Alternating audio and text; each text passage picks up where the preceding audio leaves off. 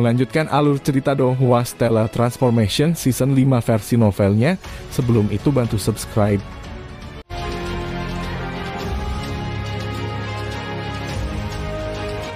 Galaksi Anglika Dahurika adalah sebuah galaksi di tepi barat lapangan bintang Lempeng Roe. Planet inti dari Anglika Dahurika galaksi ini adalah Jade Wave Star. Adapun planet perbatasan yang baru saja diinjak Kinyu tidak jauh dari Jade Wave Star. Dengan teleportasi lebih besar Kinyu muncul di dalam perbatasan galaksi Anglika Dahurika. Cahaya ilahi tiba-tiba melintas di otaknya yang telah dalam kebingungan sepanjang waktu. Serangan telapak tangan itu benar dari awal sampai akhir. Aku hanya benar-benar melakukan kontak dengan Kaisar Abadi Yufan sekali dari serangan telapak tangannya. Kinyu segera menundukkan kepalanya untuk melihat. Tidak ada yang istimewa di area dadanya. Kinyu mulai menggunakan kesadaran abadi untuk menyelidiki dengan cermat permukaan pakaian yang menutupi dadanya. Noda emas yang sangat kecil menempel di tubuhnya. Itu sangat kecil sehingga Kinyu tidak dapat merasakan reaksi energi dari noda emas ini. Seandainya bukan kecurigaannya karena selalu diikuti, Kinyu hanya akan berpikir bahwa noda emas ini hanyalah debu dan tidak ada yang lain. Sebuah energi lubang hitam yang sangat tajam bergegas keluar dari tubuh Kinyu. Itu langsung menyerang noda emas itu. Saat noda emas diserang oleh energi lubang hitam itu tiba-tiba bersinar. Kinyu terkejut saat melihat pola ukiran segel jimat yang sebelumnya ada di telapak tangan Kaisar Abadi Yufan muncul di luar noda emas. Serangan itu gagal. Energi ini memang aneh. Seranganku ini sebenarnya tidak berhasil menghilangkannya. Kinyu tidak bisa menahan keheranannya. Dia tahu betul seberapa kuat kekuatan serangan energi lubang hitam itu. Namun yang mengejutkan, dia tidak dapat menghilangkan noda emas yang aneh ini. Mungkinkah ini adalah ketiadaan naluri teknik segel kipas surgawi Kaisar Yufan? Pada kesempatan biasa noda emas ini bahkan tidak mengeluarkan sedikit energi pun. Namun saat saya menyerangnya energi sebanyak itu meledak. Kinyu tercengang tetapi dia tidak merasa gugup. Api tanpa sumber bagaimana bisa bertahan lama? Teman dari alam bintang gelap, silakan mengobrol dengan saya. Saya pasti tidak akan mendekati Anda. Kaisar Abadi Yufan sekali lagi muncul menggunakan teleportasi besarnya. Pada saat Kinyu menyerang Fan Seal teknik surgawi khusus Fan Seal, dia sudah tahu tentang itu. Kamu benar-benar membosankan. Kinyu merasa sedikit tidak berdaya. Dia tidak ingin bersembunyi ke alam Jianglan dan membuang waktu. Namun bahkan jika dia mengambil Divine Sword Sky Piercer dan bertarung melawan Immortal Emperor Yufan, dia sadar bahwa kemungkinan dia menang sangat rendah. Untungnya Kinyu sudah menemukan alasan mengapa dia selalu ditangkap. Kaisar Abadi Yufan, teknik segel kipas surgawi milikmu ini benar-benar luar biasa. Kinyu mulai tertawa. Itu pemandangan yang langka. Dalam nafas beberapa energi black hole dengan kejam menghantam Fan Seal itu. Melihat pemandangan ini, Kaisar Abadi Yufan tahu bahwa dia tidak akan bisa mengejar pria di depannya lagi.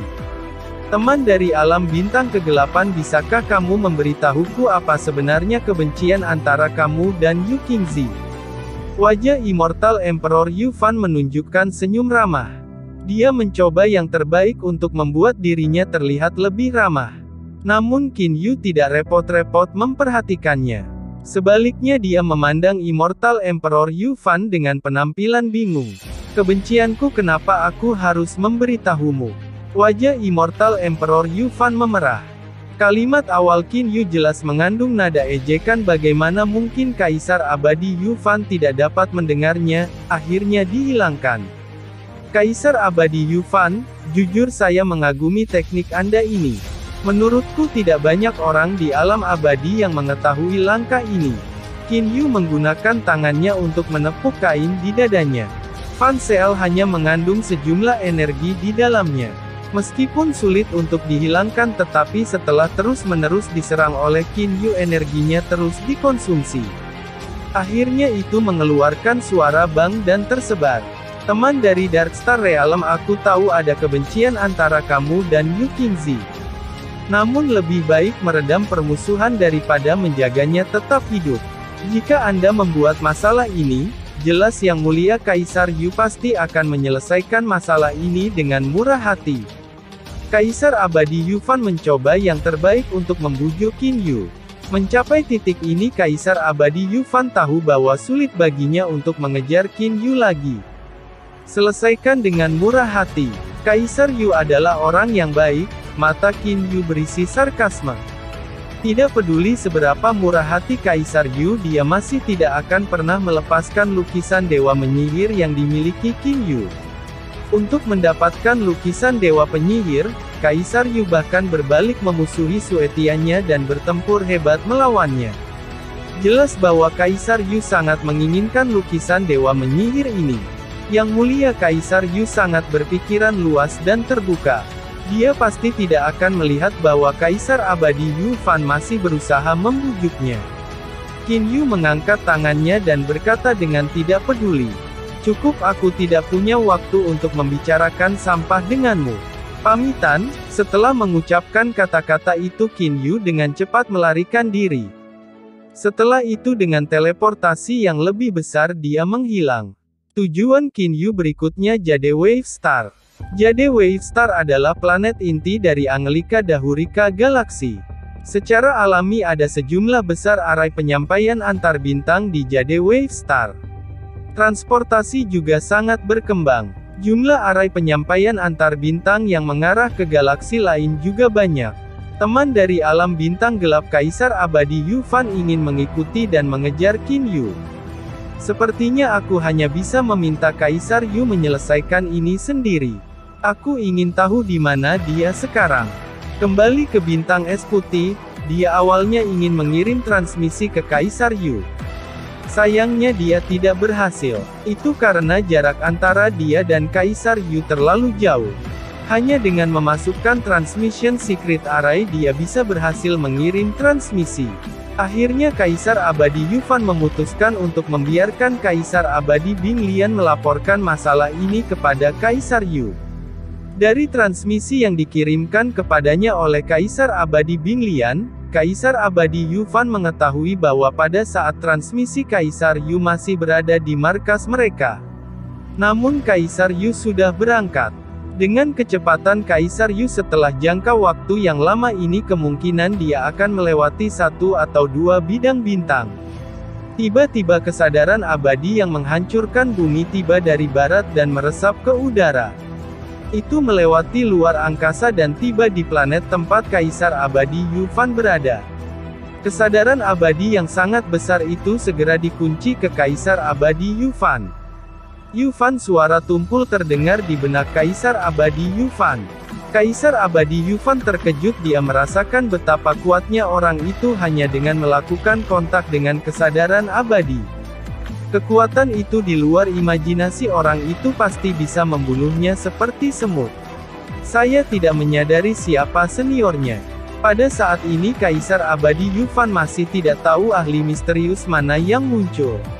Ahli ini sebenarnya bisa membuatnya kesadaran abadi melewati ruang kosmik dan menutupi dirinya. Kaisar Qian itu adalah suara yang membosankan sekali lagi. Mendengar dua kata Kaisar Qian, Kaisar Abadi Yufan merasakan ketidakberdayaan di seluruh tubuhnya.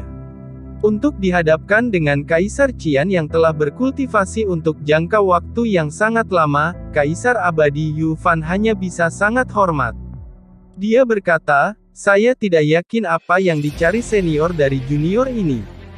Yufan, kamu bisa berhenti mengejar orang itu dari sebelumnya. Kata Kaisar Qian dengan acuh tak acuh. Kaisar Qian senior, pria itu membunuh Yu Qingzi dari 36 tuan yang melayani Kaisar Yu. Kaisar Abadi Yufan bukanlah individu yang mudah mundur. Dia membunuh Yu Qingzi, bagaimana mungkin aku menyerah mengejarnya seperti ini? Sementara itu adalah kata-kata yang keluar dari mulutnya pada kenyataannya bahkan jika dia ingin mengejar Kaisar Abadi Yufan tidak dapat mengejar Qin Yu. Yufan dengan skill pria itu, kemungkinan besar bahkan jika kamu ingin mengejarnya kamu masih tidak bisa.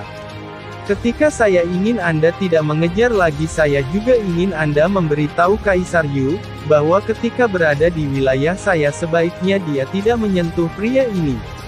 Adapun setelah pria ini meninggalkan wilayah saya, terlepas dari apa yang Anda semua rencanakan, itu bukan lagi urusan saya. Suara Kaisar Qian jelas bergema di benak Kaisar Abadi Yu Fan. Kaisar Abadi Yu Fan menjadi bingung. Mengapa Kaisar Qian melibatkan dirinya dalam masalah ini? Mungkinkah orang dari alam bintang kegelapan ini memiliki status yang luar biasa? Kaisar Qian senior junior ini tidak dapat menanggapi atas nama yang mulia Kaisar Yu. Namun junior ini dapat membantu Anda menyampaikan kata-kata ini kepada yang mulia Kaisar Yu. Adapun bagaimana yang mulia Kaisar Yu akan bereaksi, junior ini tidak dapat membuat janji apapun. Kata Kaisar Abadi Yu Fan dengan sangat hormat, menyampaikan pesan itu sudah cukup. Suara Kaisar Qian menjadi samar-samar. Ingat, yang terbaik bagimu adalah segera meninggalkan galaksi Anglika Dahurika. Iya, Kaisar Abadi Yu Fan tidak berani menolak. Bepergian siang dan malam, Kaisar Yu bergegas ke lapangan bintang piring Roe tanpa berhenti. Ketika Yu Qingzi terbunuh, Kaisar Abadi Bing Lian menggunakan arai rahasia transmisi dalam Sekte Angin Es untuk memberitahu Kaisar Yu tentang apa yang telah terjadi. Tepat setelah mendapatkan informasi, Kaisar Yu sudah merasa itu adalah situasi yang bermasalah. Dengan pedang berdarah hijau abadi tidak hadir dan Kaisar Abadi Yu Fan tidak dapat menyelesaikan masalah ini, dia hanya bisa berangkat secara pribadi. Bagaimanapun juga Yu Qingzi adalah salah satu dari 36 bangsanya. Selanjutnya Yu Qingzi adalah satu-satunya pengaruhnya di bidang bintang Teluk Indigo. Hanya galaksi benang perak di dalam bidang bintang Teluk Indigo yang merupakan wilayah Kaisar Yu dan orang-orang yang mengendalikannya adalah Sekte Pedang Giok. Kecepatan Kaisar Yu sangat cepat. Sebagian besar perjalanan dia menggunakan teleportasi besarnya untuk bepergian. Hanya ketika dia harus melakukan perjalanan jauh dia akan menggunakan arai antar bintang regional untuk bepergian. Dengan kombinasi Greater Teleportations dan Interstellar Conveying Arrays dalam waktu singkat Kaisar Yu telah melewati setengah jarak. Di planet tandus Kaisar Yu tiba-tiba berhenti. Apa kehilangan dia? Kaisar Yu memegang mutiara spiritual transmisi sambil mengerutkan kening. Pada saat ini Kaisar Abadi Yu Fan menggunakan teleportasi yang lebih besar lalu mengambil arai penyampaian antar bintang dan kembali ke Sekte Angin Es dari bintang es putih. Dia saat ini berada di depan Transmission Secret Arrays dan melapor ke Kaisar Yu.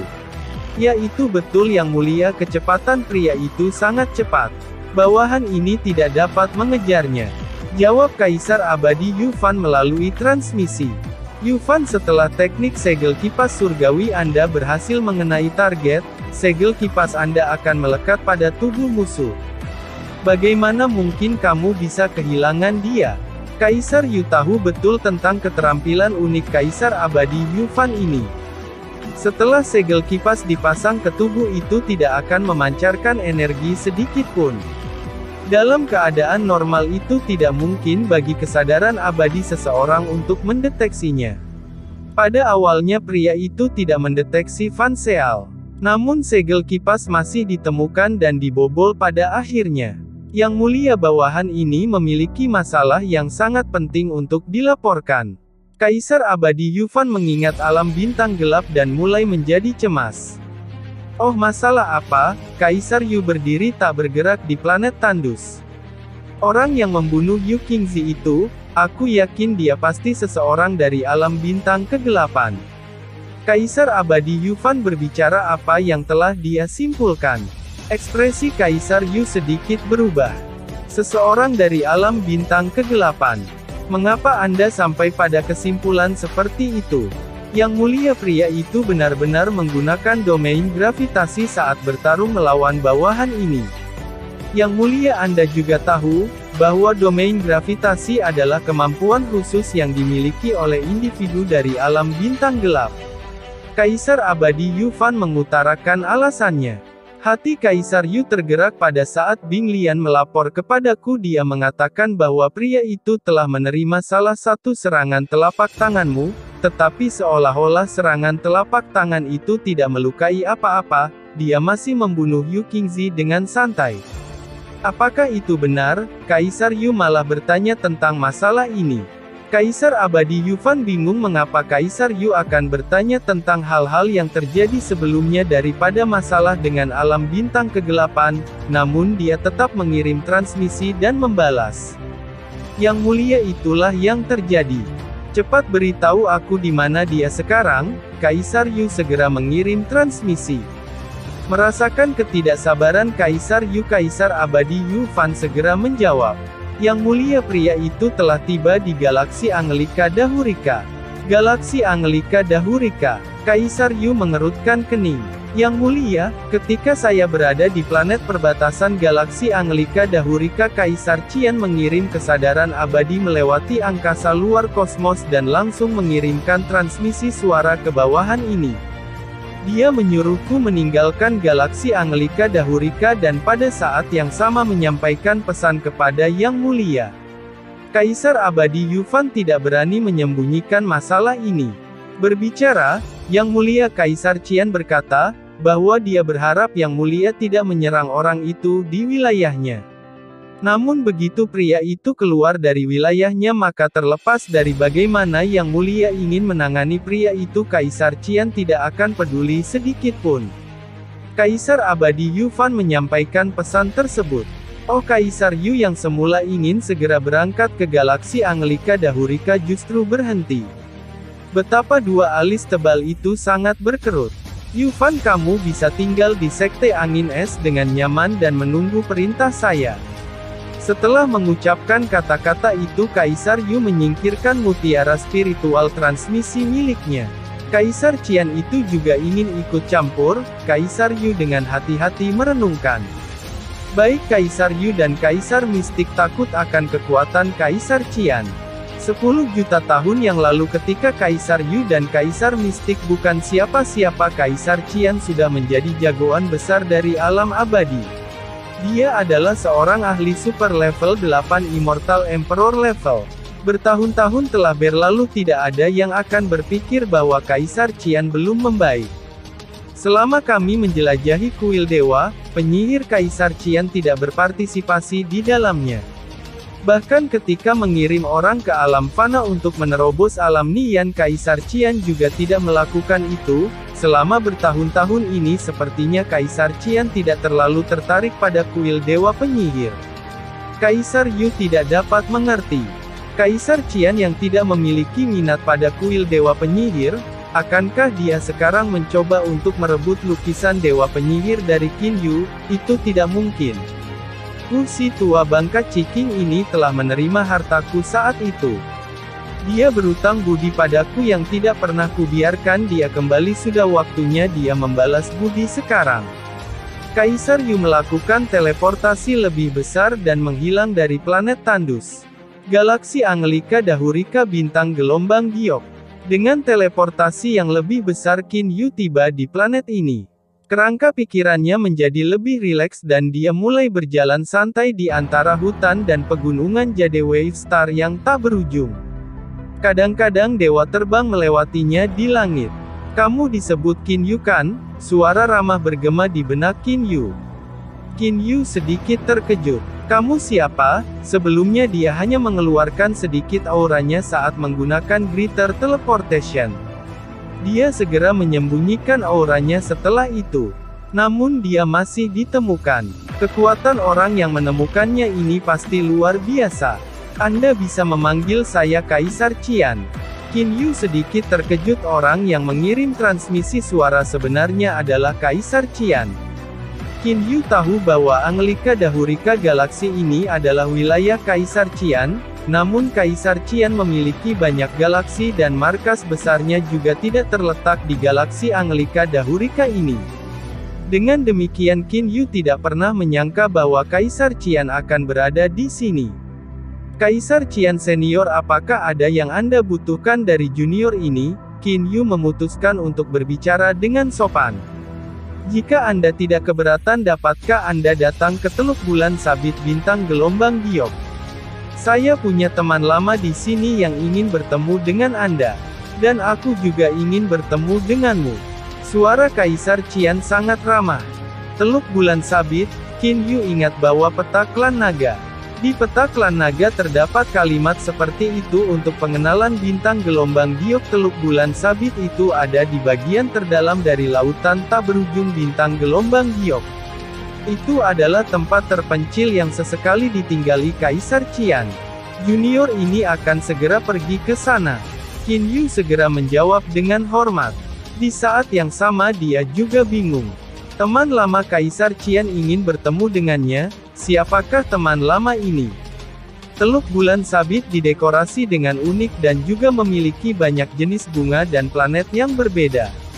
Dalam sekejap mata Qin Yu sudah terbang ke wilayah udara Teluk Bulan Sabit. Tempat yang sangat indah. Dari langit Qin Yu melihat air berwarna jade, tanah berwarna hijau dan semua jenis bunga dan tanaman yang tumbuh secara alami. Itu seperti tempat lukisan yang elegan. Qin Yu turun dan mendarat di tepi Teluk Bulan Sabit. Apakah Anda mungkin teman jalan Qin Yu? Seorang pemuda berpakaian putih berjalan dengan wajah penuh senyum. Saya Qin Yu dengan rendah hati. Saya datang mengikuti permintaan senior Kaisar Qian. Kata Qin Yu dengan sangat sopan. Dia tidak ingin menyinggung siapapun di alam abadi dan iblis. Namun ada beberapa orang Qin Yu harus menyinggung perasaan. Kaisar Yu dan Kaisar Mistik, mereka adalah tugas terakhir yang dipercayakan oleh Kaisar Niyang. Selain itu ada kematian muridnya. Mereka telah memutuskan bahwa Qin Yu akan menentang Kaisar Yu. Adapun Kaisar Qian, Qin Yu tidak ingin menjadi musuhnya. Benar saja jumlah ahli di bawah Kaisar Qian sangat banyak. Seorang pemuda belaka sebenarnya adalah Kaisar Abadi tingkat 7, sungguh menakutkan. Qin Yu merasakan menggigil di dalam hatinya. Seorang pemuda dari Teluk Bulan Sabit sudah begitu kuat dan sudah pada level yang sama dengan pedang berdarah hijau abadi. Kekuatan Qian Emperor ini, bukankah itu terlalu menakutkan? Guru sedang menunggu teman jalan Qin Yu di samping kolam dingin. Kata pemuda berpakaian putih. Dia memiliki senyum yang sangat ramah di wajahnya. Jalan teman Qin Yu, tolong ikuti saya. Kalau begitu aku akan merepotkanmu. Qin Yu mengikuti di belakang pemuda berpakaian putih. Teluk Bulan Sabit terletak di dalam samudera bintang gelombang giok yang tak ada habisnya. Dengan demikian secara alami tampak kecil seperti perahu kecil.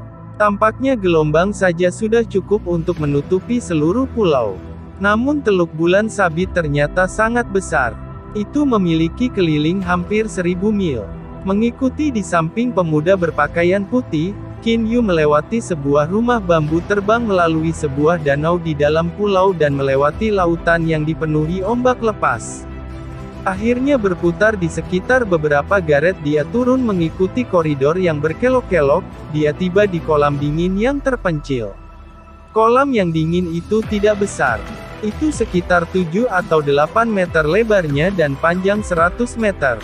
Hanya saja kolam yang dingin itu dipenuhi dengan udara dingin yang menekan. Bahkan Qin Yu merasakan menggigil di tubuhnya. Yang aneh adalah bahkan dalam suhu sedingin itu kolam yang dingin ini tidak membeku. Sebaliknya ada banyak ikan berenang di kolam yang dingin. Di dekat kolam yang dingin ada seorang pria dengan pakaian Qian. Dia saat ini sedang memegang pancing dan memancing tanpa bergerak. Jangan ganggu tuan, harap tunggu sebentar. Pemuda berpakaian putih menarik Qin Yu dan berkata kepadanya melalui transmisi suara. Qin Yu mengangguk dan kemudian diam-diam tinggal di sisi kolam dingin dan menunggu. Ah, maaf, aku masih belum memberitahumu namaku. Aku adalah murid keempat Kaisar Qian Songxi. Pemuda berpakaian putih memberi Qin Yu senyum minta maaf. Bagi saya untuk melupakan tentang memperkenalkan diri pada teman jalan Qin Yu, saya sangat malu. Saudara Songxi tidak perlu keberatan. Qin Yu tidak keberatan sama sekali. Apa yang paling ingin diketahui Qin Yu saat ini adalah siapa sebenarnya teman lama Kaisar Qian yang ingin bertemu dengannya. Dia terus dengan sabar menunggu Kaisar Qian selesai memancing. Setelah 2 jam dapat satu, suara pria berpakaian Qian itu terdengar. Pada saat yang sama joran ditarik ke belakang. Yang muncul di kail adalah ikan sepanjang 6 inci dengan 3 garis perak di bagian belakangnya. Haha, begitu adik laki-laki Qin Yu tiba, keberuntungan segera berubah menjadi baik. Saya benar-benar berhasil menangkap ikan ringan. Pria berpakaian Qian meletakkan jorannya dan berbalik. Pemuda berpakaian putih tersenyum saat dia berkata dengan hormat. Biasanya perlu beberapa hari bagi master untuk menangkap ikan ringan keperakan. Hari ini dia menangkap 1 dalam 1 hari, itu pasti peristiwa langka. Teman jalan Qin Yu ini adalah tuanku. Pemuda berpakaian putih memberikan pengantar ke Qin Yu. Pria berpakaian Qian membalikkan tangannya dan mengeluarkan seruling bambu. Dia dengan gesit membaliknya beberapa kali di atas tangannya. Tatapannya bagaimanapun terpaku pada Qin Yu. Anda Qin Yu? Dari ekspresi Kaisar Qian jelas bahwa ia juga memiliki minat yang dalam pada Qin Yu. Junior ini tepatnya adalah Qin Yu.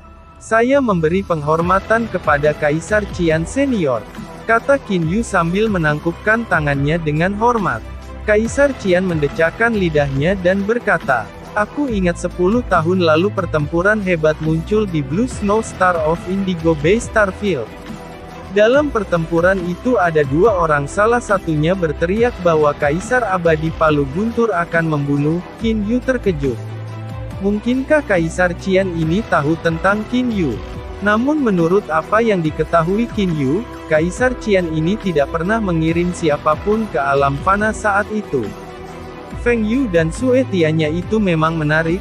Mereka berpikir bahwa mereka dapat membunuh Anda dengan mudah, tetapi siapa yang tahu bahwa Anda dapat melarikan diri dari mereka? Haha, sekarang setelah aku melihatmu, reputasimu memang pantas. Kaisar Qian memandang Qin Yu sambil memuji. Mendengar pujian Kaisar Qian, Qin Yu segera menjawab. Kekuatan junior ini masih sangat tidak mencukupi bagiku untuk bisa kabur dengan nyawaku hari itu semua karena keberuntungan. Keberuntungan? Kaisar Qian menggelengkan kepalanya. Sepertinya dia sama sekali tidak menyetujui ini. Tidak peduli apa, kamu tidak boleh menyimpulkan hal-hal sebagai keberuntungan. Misalnya kesempatan, bahkan jika kesempatan muncul dengan sendirinya di depan seseorang, orang itu masih perlu menangkapnya. Keberuntungan Kaisar Abadi ini yang pasti bagus. Peruntungannya berubah saat ia beralih dari Kaisar Abadi menjadi salah satu Kaisar Agung Alam Abadi. Namun bagaimana dia bisa mati pada akhirnya? Ada yang bilang ini keberuntungan, tapi saya bilang itu karena dia kurang hati-hati. Tampaknya Kaisar Qian sangat berpengetahuan tentang penyebab kematian Kaisar Abadi Niyang. Di kuil Dewa Penyihir tidak peduli kapan seseorang tidak bisa terganggu sedikit pun. Dulu ketika saya masih muda ada lebih dari 1 atau 2 orang yang meninggal di kuil Dewa Penyihir karena gangguan kecil. Kaisar Qian tampaknya telah mengingat kembali kenangan masa mudanya. Qin Yu mendengarkan dengan penuh perhatian. Dulu ketika Kaisar Qian masih muda, para ahli dari generasi yang sama dengan Kaisar Qian, mereka seharusnya naik ke alam ilahi, telah meninggal setelah gagal kesengsaraan ilahi atau telah mati karena beberapa alasan lain. Namun setelah mendengar kata-kata Kaisar Qian, Qin Yu juga setuju. Kaisar Abadi ini yang selalu mengatakan bahwa peruntungannya buruk, tetapi pada kenyataannya dia telah memperoleh lukisan Dewa Menyihir, atlas 10.000 binatang dan banyak artefak ilahi. Bagaimana mungkin dia bisa bernasib buruk? Tidak peduli apapun itu, ketika datang dari alam ilahi itu tidak bisa dianggap enteng. Seekor serangga beracun dari alam ilahi, bahkan orang-orang dari alam ilahi akan terluka jika mereka diracuni olehnya, apalagi Kaisar Abadi. Bahkan serangga mati beracun bukanlah sesuatu yang bisa dipandang rendah. Yang siapa yang bisa kamu salahkan, jika kamu memutuskan untuk mengadili kematian? Kaisar Qian bergumam pada dirinya sendiri. Tiba-tiba Kaisar Qian terbangun dari gumaman dirinya dan melihat ke arah Qin Yu. Qin Yu, saya terlalu tenggelam dalam ingatan saya sendiri tentang masa lalu sehingga saya bahkan lupa berbicara dengan Anda. Ketika seseorang menjadi tua dia mulai suka mengingat kenangan masa lalu, Qin Yu tercengang. Setelah hanya bertemu Kaisar Qian untuk sementara waktu, Qin Yu telah menemukan bahwa Kaisar Qian ini tidak bingung. Sebaliknya dia suka bercanda dan sangat jenaka. Tidak lagi berbicara tentang si idiot nih yang itu lagi, Qin Yu, aku akan membawamu untuk bertemu seseorang, kata Kaisar Qian secara misterius. Kaisar Qian senior, siapa teman baik yang kamu bicarakan ini? Tidak dapat menekan rasa ingin tahunya, Qin Yu bertanya. Kaisar Qian memegang seruling bambu di tangannya dan melakukan beberapa kali membalikkan jarinya. Dia tersenyum begitu keras sehingga matanya berubah menjadi garis. Itu teman baikku. Qin Yu tidak tahu apakah harus tertawa atau menangis. Dia memutuskan untuk tidak bertanya lagi. Songxi, kamu harus segera menyiapkan perjamuan. Dalam beberapa hari ini semua teman baik saya akan datang. Jika Anda mengabaikan senior Anda, maka Anda sebaiknya berhati-hati agar saya tidak membuat Anda menahan pengasingan selama jutaan tahun, kata Kaisar Qian kepada Songxi yang berdiri di samping sambil tersenyum. Teman baik guru, mendengar kata-kata itu wajah Songxi segera mulai bersinar. Murid ini akan segera mengatur perjamuannya. Namun Qin Yu sangat terkejut. Teman baik Kaisar Qian, bahkan Kaisar Abadi Songxi tingkat 7 harus memanggil kelompok orang itu sebagai senior.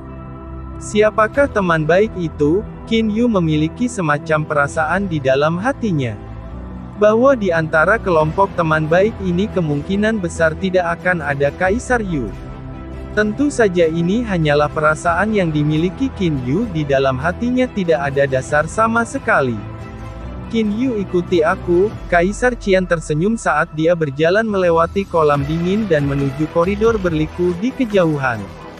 Mengikuti di belakang Kaisar Qian, Qin Yu tidak berbicara sepatah kata pun. Dia hanya memeriksa semua tempat bangunan pengaturan dan seterusnya di Teluk Bulan Sabit. Saat dia terus memeriksa Teluk Bulan Sabit, itu memberi semacam perasaan alam yang berisi kekuatan hidup yang berkembang. Melihat pemandangan ini, suasana hati Qin Yu juga berubah cukup baik. Qin Yu, kami tiba. Kaisar Qian akhirnya berbicara. Dia berbalik dan tersenyum pada Qin Yu. Adik Qin Yu, ketika Anda melihat senior itu Anda perlu tahu bagaimana menghormati senior Anda. Senior itu adalah pakar yang luar biasa. Pakar luar biasa? Qin Yu sedikit terkejut. Apa yang membuatnya terkejut bukanlah fakta bahwa pria itu adalah seorang ahli. Yang membuatnya terkejut adalah Kaisar Qian benar-benar menyebut orang itu sebagai ahli luar biasa. Junior ini mengerti. Qin Yu mengangguk. Kaisar Qian tersenyum puas. Dia membawa Qin Yu ke kolam bunga. Ada jalan batu kapur di dekat kolam bunga.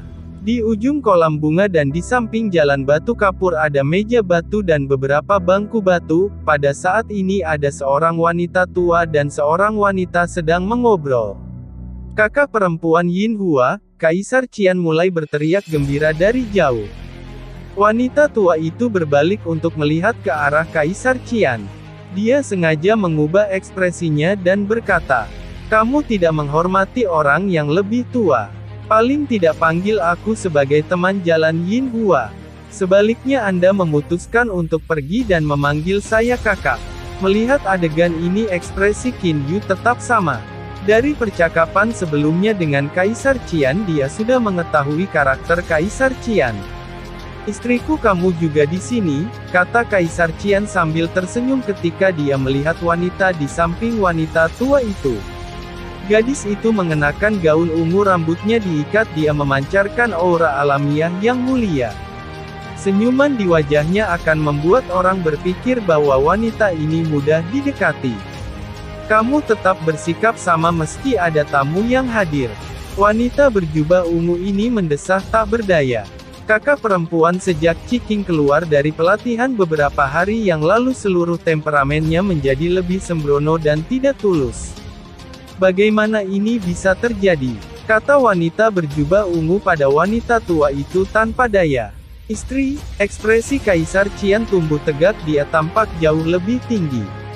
Istriku, bukankah berlebihan untuk menggambarkanku sebagai orang yang sembrono dan tidak tulus?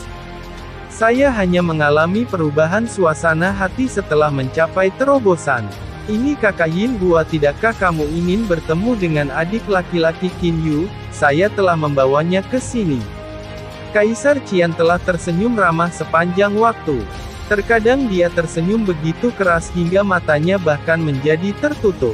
Sejujurnya Qin Yu sebenarnya lebih memilih Kaisar Qian dengan temperamen ini. Qin Yu, wanita tua itu memandang ke arah Qin Yu dengan heran. Anda Qin Yu? Pada saat ini Qin Yu juga telah menyadari. Kaisar Qian ingin dia datang kali ini justru karena wanita tua ini ingin bertemu dengannya. Dari apa yang dia dengar sebelumnya ketika Kaisar Qian memanggil wanita tua ini sebagai kakak perempuan Yin Hua, Qin Yu memikirkan seseorang nenek Yin Hua. Junior ini tepatnya adalah Qin Yu, kata Qin Yu dengan hormat. Qin Yu, wanita tua itu berjalan ke sisi Qin Yu dan dengan hati-hati memeriksanya.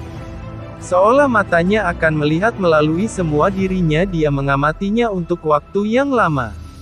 Aneh, wanita tua itu mendesah. Mendengar itu Qin Yu penuh dengan kebingungan. Melihat ekspresi bingung, wanita tua itu terbangun dari pikirannya.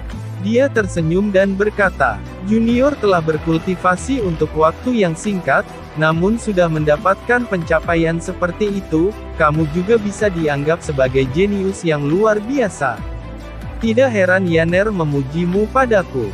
Mendengar Yaner, Qin Yu yakin tanpa keraguan, dia segera tersenyum dan berkata dengan hormat. Senior itu Nenek Yin Hua, kamu bisa memanggilku sebagai nenek.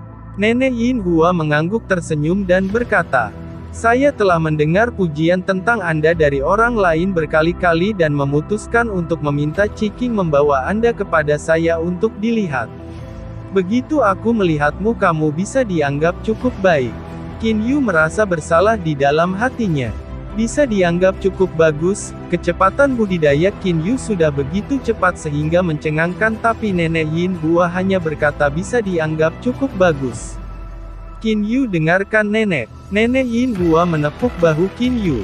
Nenek, tolong bicara. Melihat Nenek Yin Hua begitu akrab dengannya, Qin Yu merasa sedikit kewalahan oleh bantuan dari atasan. Nenek Yin Hua menghela napas dan berkata, saya tidak akan repot-repot menyebutkan tentang gadis Yaner itu, dia bahkan tidak repot-repot berkultivasi sama sekali. Kali ini ketika dia pergi, sampai saat ini dia bahkan belum pernah kembali untuk menemuiku. Dengan sifatnya saya tidak lagi memiliki banyak harapan untuknya. Melihat anak muda seperti Anda, saya ingin memberitahu Anda. Anda pasti harus berlatih dengan sungguh-sungguh. Kegiatan Anda saat ini saya juga mengetahui tentang mereka melalui Ciking. Sebenarnya kamu sedikit sembrono. Nenek Yin Hua menghela napas dan berkata, Anda sebaiknya tidak berpikir bahwa Anda tidak akan mati karena Anda memiliki armor ilahi. Black Frozen Snow hanyalah armor ilahi tingkat rendah. Dengan kekuatan Anda memakainya, jumlah orang di alam abadi dan iblis yang dapat menembus armor ilahi ini tidak kurang dari 10. Qin Yu sangat terkejut mendengar kata-kata ini. Mengesampingkan fakta bahwa nenek ini Yin Hua tahu bahwa dia memiliki armor ilahi Black Frozen Snow, tapi apa yang nenek Yin Hua katakan, jumlah orang yang dapat menerobos armor ilahi ini di alam abadi dan iblis sebenarnya tidak kurang dari 10. Yang terpenting adalah kekuatan tubuh seseorang. Terus berlatih dengan benar. Di alam abadi dan iblis ini orang-orang berbakat sulit didapat. Nenek Yin Hua menghela napas dan berkata, ya, Junior pasti akan mengingatnya dengan tegas. Qin Yu memang agak tersentuh. Dia juga ingin membudidayakan hingga tahap akhir alam lubang hitam dalam satu bentangan sehingga dia dapat membuka lapisan ketiga dari atlas 10.000 binatang. Namun di lubuk hatinya yang paling dalam dia juga sangat ingin bertemu dengan saudara-saudaranya. Qin Yu hanya berpikir bahwa dengan alam Jianglan tidak akan ada masalah baginya untuk melewati alam abadi. Dia berangkat dengan mentalitas seperti ini. Terima kasih sudah menonton. Lanjut di video selanjutnya, jangan lupa subscribe.